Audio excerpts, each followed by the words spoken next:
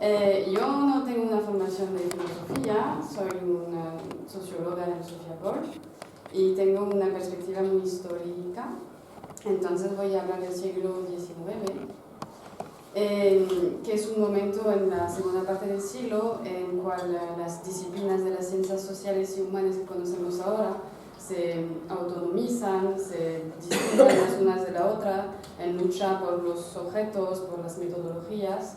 Y entonces pienso que era interesante hablar de ese momento porque es un momento fundamental que estructura, bueno, los métodos y las maneras de pensar de la psicología, de la psiquiatría, que es el título, de la sociología y de todos esos corpus que nacen más o menos de la filosofía y de la medicina en este momento.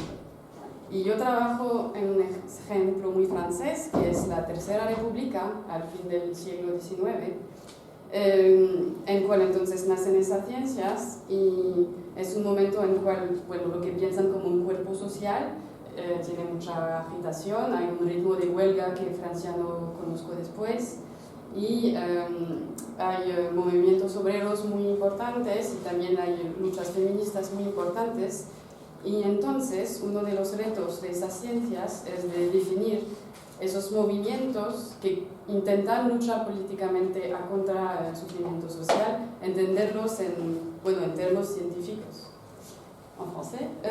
Du coup, je travaille en sociologie historique sur la fin du 19e siècle, une période où du coup s'autonomise de la philosophie, de la médecine et de l'aliénisme des disciplines des SHS qu'on connaît aujourd'hui, donc la psychologie, la psychiatrie, dont je vais beaucoup parler, mais aussi la sociologie. Et dans cette période qui est assez troublée, où il y a un rythme très important de grève que la France a peu connu à cette échelle-là, où il y a aussi l'avènement de mouvements féministes de plus en plus organisés jusqu'à la Belle Époque, aussi, je ne vais pas dire en espagnol, mais un début d'activisme anarchiste qui sera très important et dans toute l'Europe. Un des enjeux scientifiques et politiques de ces disciplines, pour s'autonomiser, c'est aussi de donner les clés de compréhension de ces mouvements-là qui veulent agir politiquement contre les souffrances sociales. Y entonces yo voy a hablar más de cómo esas ciencias, entonces en un contexto de concurrencia y de lucha para la expertise, para el conocimiento de esos movimientos, voy a hablar más de los conocimientos sobre las mujeres que entran en política de manera más visible al fin del siglo. Y eso se construye en este momento con una narración genealógica en la cual cogen legitimidad usando los conocimientos de la Revolución Francesa, es decir, un siglo antes. Entonces siempre voy a mostrar cómo se construyen, llamando a la Revolución Francesa como el ejemplo de la racionalidad de excluir las mujeres de la política y también como manera de usar de conocimientos que ya tienen legitimidad con autores que ya son famosos. Et du coup, est-ce pénible le français et espagnol ou... Non, ça va. Ok. Et du coup, ces sciences-là, elles vont surtout s'appuyer sur une perspective historique, en faisant beaucoup appel en exemple à la Révolution française, autant pour justifier l'exclusion scientifiquement prouvée de l'exclusion politique des femmes, que pour s'inscrire dans une narration maîtrisée généalogique à la suite des penseurs de la Révolution, qui ont donc une légitimité déjà importante à la fin du XIX. Ok. Entonces, la Revolución Francesa en 1789 es una época importante de la historia política francesa, pero también un momento fundamental en la historia de las ciencias médicas y sociales.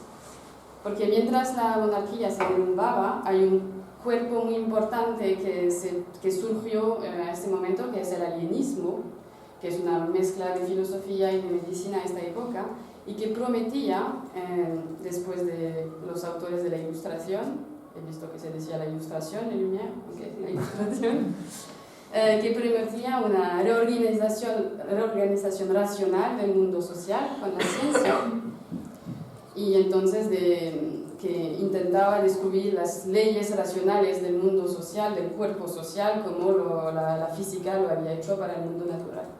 Donc donc à partir de la fin du XVIIIe, à peu près au moment de la Révolution française, il y a un corpus aliéniste qui s'élève en même temps que la République s'installe et qui promet scientifiquement de trouver les clés d'organisation du monde social en reprenant en fait le dynamisme qu'a vu la physique pour le monde naturel, qui a pu trouver les lois d'organisation du monde naturel. Il s'agissait de trouver les lois d'organisation du monde social. Era, por ejemplo, los ideólogos, los fisiócratas, que eran personas a veces muy bien implantadas en el aparato de Estado, entonces que daron las dinámicas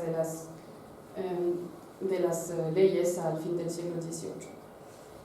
Y esta nueva ciencia, el alienismo, se puso más y más influyente e importante en la primera mitad del siglo XIX y fue encargada de manera oficial de gestionar a los que eran un peligro para el orden público, que eran entonces lo que estaban llamando los locos, y se fueron toda una política de construcción de manicomios, y esos manicomios eran debajo de la supervisión del Ministerio del Interior, no de la Salud del Interior. Era realmente una question de sécurité publique, d'ordonner la société. Et donc, première moitié du XVIIIe, il y a toute une politique asilaire qui commence avec une construction d'asile assez importante et qui est vraiment pensée à une échelle politique. Les asiles sont sous la direction du ministère de l'Intérieur, parce qu'il s'agit vraiment d'organiser la société et de s'occuper de ceux qui sont dans la loi de 1838, appelés les dangers à l'ordre public. Entonces, no era solamente una ambición de nosografía y de ciencia, pero también era una ambición de organizar el cuerpo social y de encontrar las maneras de aislar las partes enfermas de este cuerpo social, las partes patológicas. Entonces, du coup, il s'agissait de trouver vraiment dans une pensée de corps social, pour le coup, à ce moment-là, de trouver les membres pathologiques de ce corps social qu'il fallait écarter ou qu'il fallait soigner. Es más complicado que lo pensaba. Y voy a ir un poquito más rápido porque también coge más tiempo que lo pensaba. Entonces, ese ámbito que tiene un ámbito ideológico de verdad, que no es solamente científico, de organizar la sociedad, nació desde la Revolución, cuando, sobre todo durante un momento que se llama siempre la terror, en cual los enemigos del cuerpo social, en una teoría que había enemigos interiores de la República, eran pensando en como miembros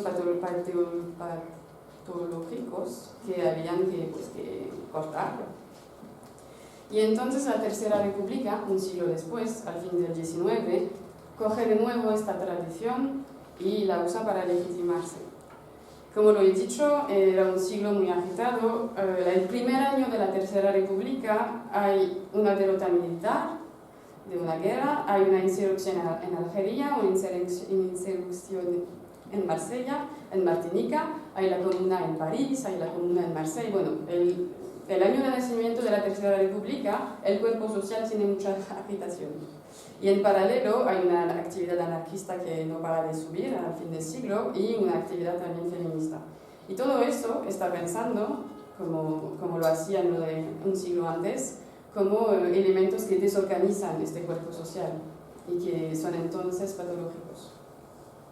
Entonces yo quería, en esta perspectiva histórica, mostrar cómo esos conflictos sociales al fin del siglo XIX están al medio de varias lecturas que al final son estructurantes en la constitución y la definición de estas disciplinas que usamos ahora.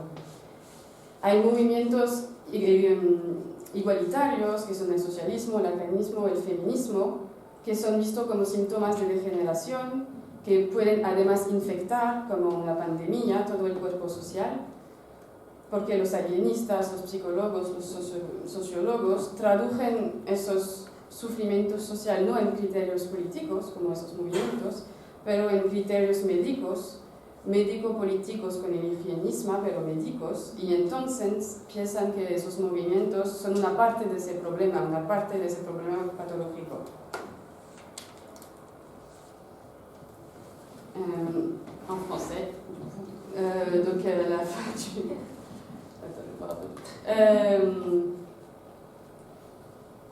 Menos mal que no hablo italiano. Donc, à la fin du 19e, donc cette période très agitée de grève, de mouvements ouvriers très importants, comme on l'a vu dans les travaux de Michel Perrault, et en même temps d'avènement de mouvements très importants et très massifs. Enfin, voilà, le mouvement des masses du socialisme, des mouvements féministes qui se structurent de plus en plus, un anarchisme de plus en plus visible. C'est vu comme des symptômes de dégénération, des symptômes pathologiques de ce corps social, la preuve qu'il est en train d'être désorganisé. Enfin, du coup, voilà, c'est les grands moments des théories de la dégénérescence et de la décadence de la race et de la nation française. Et du coup, on a d'un côté ces mouvements-là qui ont une lecture en fait politique sur laquelle ils veulent agir de la souffrance sociale, alors qu'on a ces lectures héritées un peu de l'aliénisme qui déjà considèrent ces souffrances sociales comme encore une fois un trouble à ce corps social, donc une lecture médicale de ces souffrances sociales, ou une lecture médicale et politique, par exemple avec l'hygiénisme. Et du coup, il y a une divergence de lecture et qu'il va falloir que la psychologie et la sociologie et toutes ces sciences-là qui veulent s'installer de façon experte vis-à-vis de la Troisième République, elles trouvent les critères de définition scientifiques et rationnels pour déterminer ces troubles pathologiques à l'ordre social. Entonces yo voy a trabajar mucho sobre psiquiátricos y psicólogos, pero como lo he dicho, no tiene mucho sentido de separar así esas dos disciplinas, porque en este momento todo está un poquito mezclados. Y cómo van a intentar de definir los enemigos del orden social, los enemigos de la Tercera República, que son esos movimientos de masas, con especial atención a las mujeres, y es lo sobre el cual trabajo. Y porque pienso que, bueno, que aún sí parece bastante antiguo y muy francés, así en un diálogo de Europa, y que es una perspectiva histórica importante porque estructura nuestra manera de pensar el cuerpo social. Bueno, era claro para la introducción, Franco. Ahora voy adentro realmente. Entonces, una manera de legitimarse a este momento del fin del siglo XIX para esas ciencias, sobre todo la parte un poquito medical de la psicología y la psiquiatría, era coger de nuevo los análisis que se fueron al siglo de antes, después de la Revolución Francesa. Y era una manera también de definir la psicología, por ejemplo, con un terreno histórico y con un laboratorio histórico y de entender las ideas y la moral de los pueblos a lo largo de la historia. Entonces tenían ese laboratorio, que era por ejemplo todo el siglo XIX, porque ya estamos al fin, y iban a coger ejemplos. Y el mejor ejemplo que les apasionaba a todos era la Revolución Francesa. Y entonces una lectura medical de la Revolución Francesa. Por ejemplo, en un libro sobre la patología revolucionaria, dos psicólogos que fueron bastante famosos, Cabanes y Nas, dicen que la psicología es profundamente histórica y coge la historia como su clínica, en la que estudia a los momentos de enfermedad del cuerpo social. Y un momento importante de enfermedad del cuerpo social es la Revolución Francesa, porque cristaliza cuestiones importantes al fin del siglo XIX también, que es el reconocimiento político de esas ciencias que se quieren ciencias de gobernamiento para la Tercera República. Por ejemplo, también un italiano que es Scipio Streghelli, que es uno de los psicólogos de las masas muy influente, dijo que no había ningún mejor ejemplo que la Revolución Francesa para pensar a esa patología revolucionaria que había por todo al fin del siglo XIX. Y en vez, también es lógico que ese movimiento de recuerdo de la Revolución Francesa en Francia se hace después de la Commune, porque hay esa necesidad de encontrar, porque una insurrección que los médicos ven como patológica se produjo con el ayuda de la historia. Donc, fin 19e, pour se légitimer entre autres, mais aussi pour trouver des clés de compréhension, les auteurs se réfèrent beaucoup à la Révolution française, surtout après la Commune, pour essayer de comprendre une insurrection qu'ils voient comme pathologique. Et ils estiment tous presque unanimement que le meilleur exemple pour saisir par exemple la névrose révolutionnaire, c'est la Révolution française. Voilà. Bon. Y eso es tiene ayuda y apoyo con la tradición metodológica de la medicina que tiene muchos archivos y que las transmite y que lo pone todo por escrito. Entonces pueden usar, por ejemplo, de las autopsias de la época de la Revolución Francesa y de los siglos de después con la frenología, porque todo se conservó y hay un diálogo sobre el tiempo. Et du coup, c'est aidé par la pratique de la médecine qui a une grande habitude de faire beaucoup d'archives et de conserver soigneusement les écrits et les rapports d'autopsie, par exemple, de la Révolution française, et ensuite de la phrénologie. Donc il y a un dialogue dans l'histoire qui est rendu possible aussi par ce soin de conserver les archives. Et ¿cuánto tiempo me queda? Porque cuando... 15 minutos. Ok, bueno.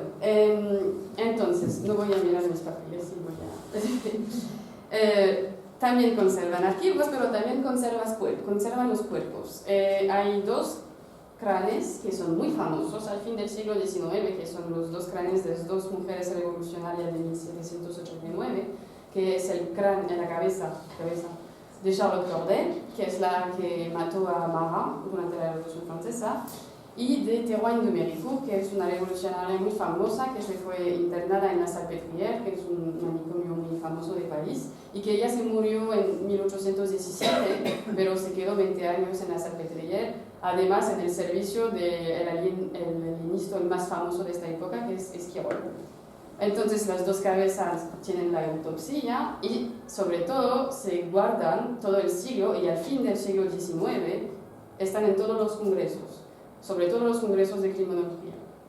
Y todo el mundo quiere mesurar para entender por qué esas mujeres, contra su natura, se fueron a participar a la revolución, para entender con frenología o con el peso esa actitud que es patológica.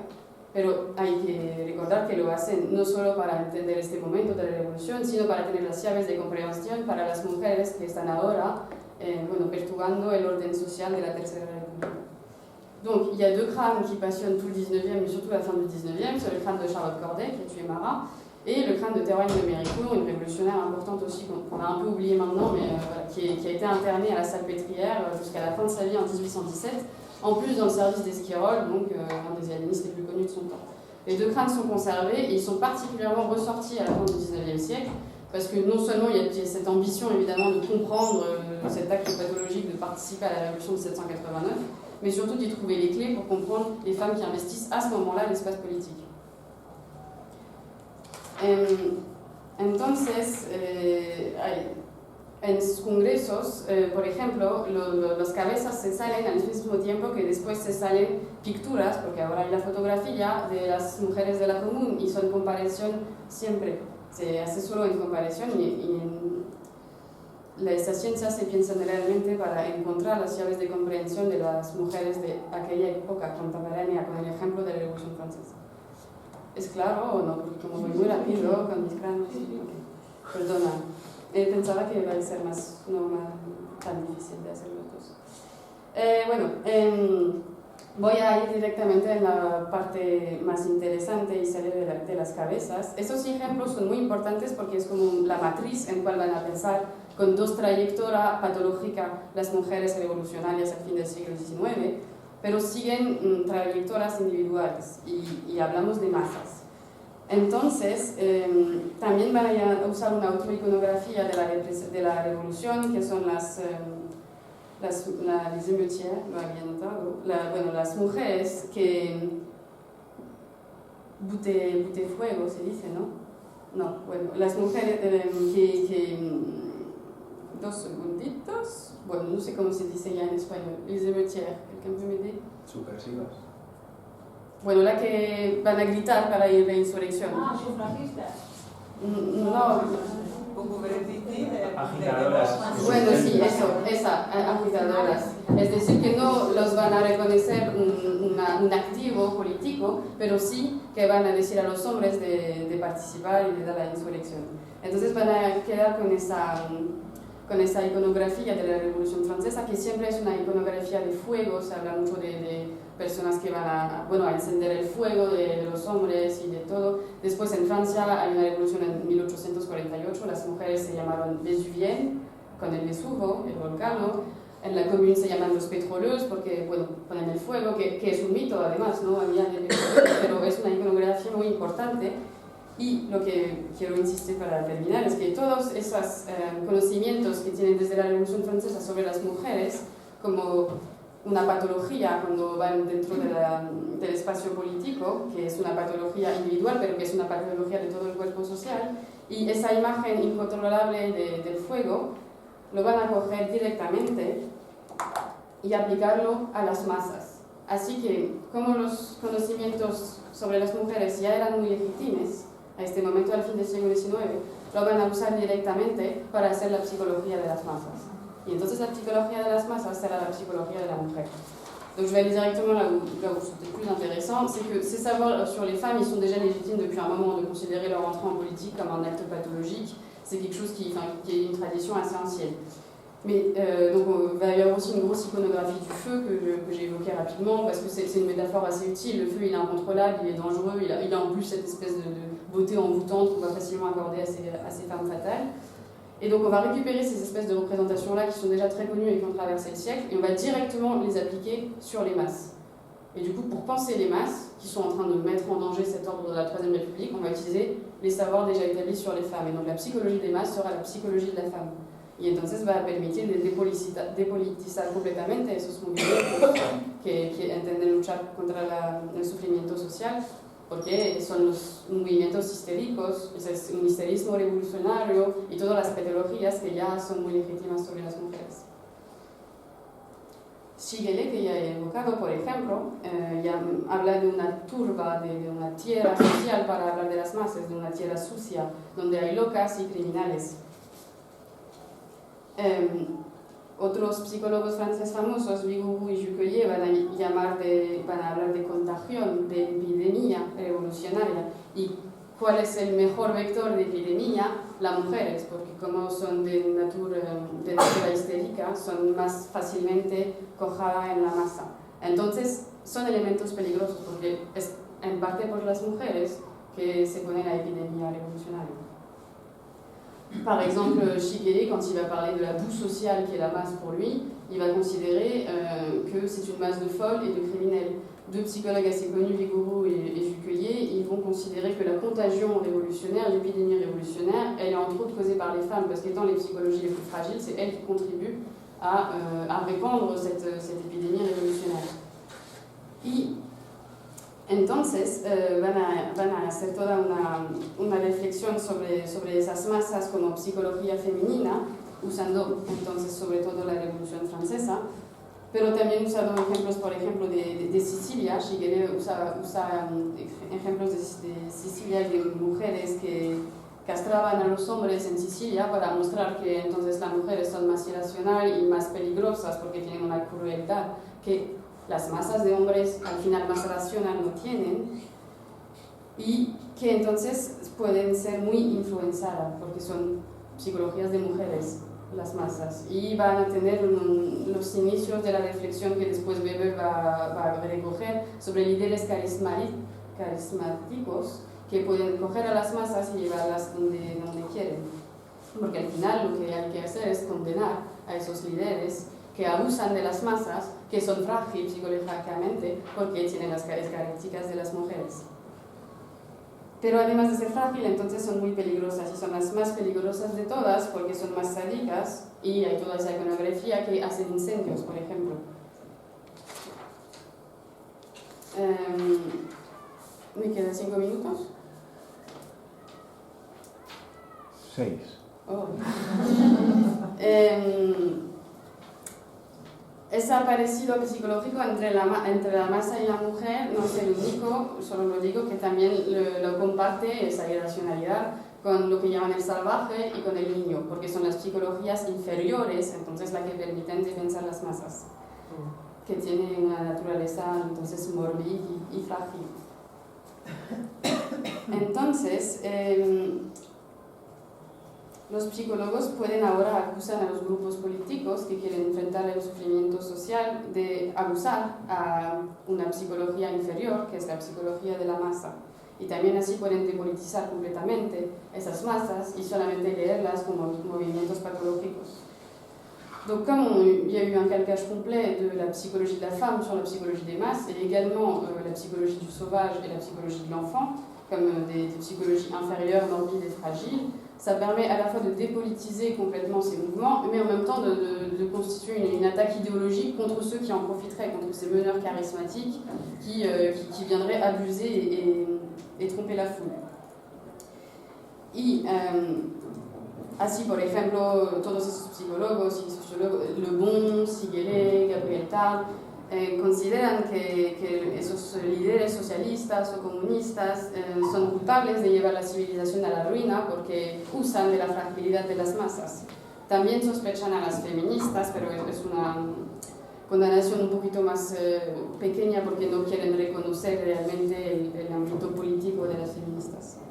Donc du coup, ça permet une attaque directe à ces leaders socialistes, communistes et aux féministes qui viendraient précipiter en fait, les théories de la dégénérescence de l'époque en abusant de ces psychologies fragiles.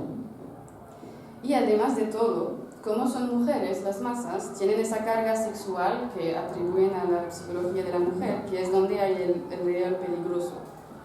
Porque hay un miedo que esta crueldad sexual, hay una cosa entre el peligro y la duplicidad en la psicología de la mujer que lleva a la masa femenina a hacer actos de homicidio, canibalismo y sobre todo castración.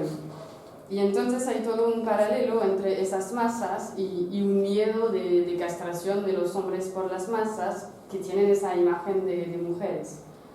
Además, hay que saber que hay estudios que han intentado de ver si habían actos de castración durante huelgas, porque era un momento de mucha actividad política, y solo hay una vez, y que no es seguro de nada, que quizás un hombre que se murió fue castrado después su cuerpo por las mujeres, pero no hay ninguna prueba. Pero aún si no hay prueba, es un tema que obseda completamente los periodistas a esta época y los psicólogos, y que siempre hablan de eso y que es como la retórica principal para mantener la exclusión política de las mujeres.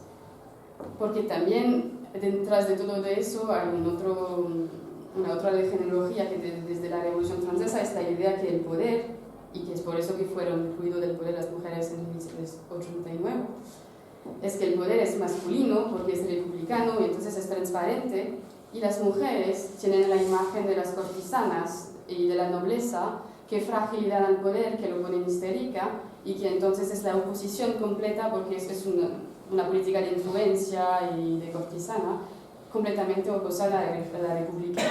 Y entonces hay la trama detrás de este miedo de la esterilización del poder si las mujeres entran adentro, y que no van a solo pedir para derechos cívicos, para derechos políticos, sino también van a ir para castrar a los hombres y coger el poder de los hombres y lo que simbolizan como el poder.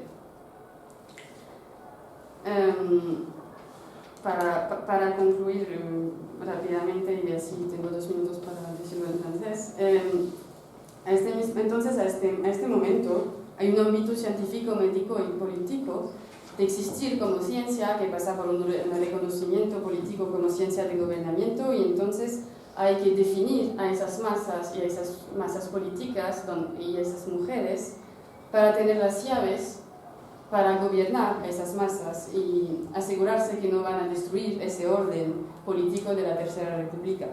Y eso se hace en el momento en el cual se construyen esas ciencias, es decir, que es un reto fundamental para existir esas ciencias, para tener objetos legítimos que cogen a lo largo de la historia y sobre todo en las representaciones de la Revolución Francesa. Y es decir, que en ese momento fundador lo que es usado mucho para legitimarse políticamente y científicamente es los conocimientos ya sobre las mujeres que desde todo el siglo XIX la instruyen como una psicología más frágil.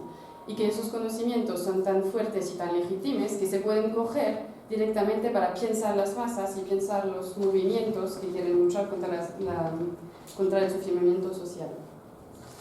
Y entonces para los otros filósofos pensaba que esta pequeña historia podría ser interesante en ejercicio un poquito de genealogía, porque aun si este corpus no está muy siempre presentado así, era un corpus muy importante a este momento de legitimación de las disciplinas y que, por supuesto, por ejemplo, Freud ya ha tenido muchos años de teoría feminista que han deconstruido bastantes cosas dentro de ese pensamiento, pero lo de comprender cómo fue pensada al inicio y de dónde ha venido este pensamiento de la masa, quizás hay que estudiar más cómo circuló y cómo quizás estructura aún ahora el pensamiento sobre las masas que luchan, por ejemplo en sociología, en psicología social, porque al final las conclusiones de irracionalidad de la masa siguen muy importante y estructurante ahora en la manera de pensar el pueblo, el cuerpo social o toda la metáfora que queremos dar. Luego rápido en francés.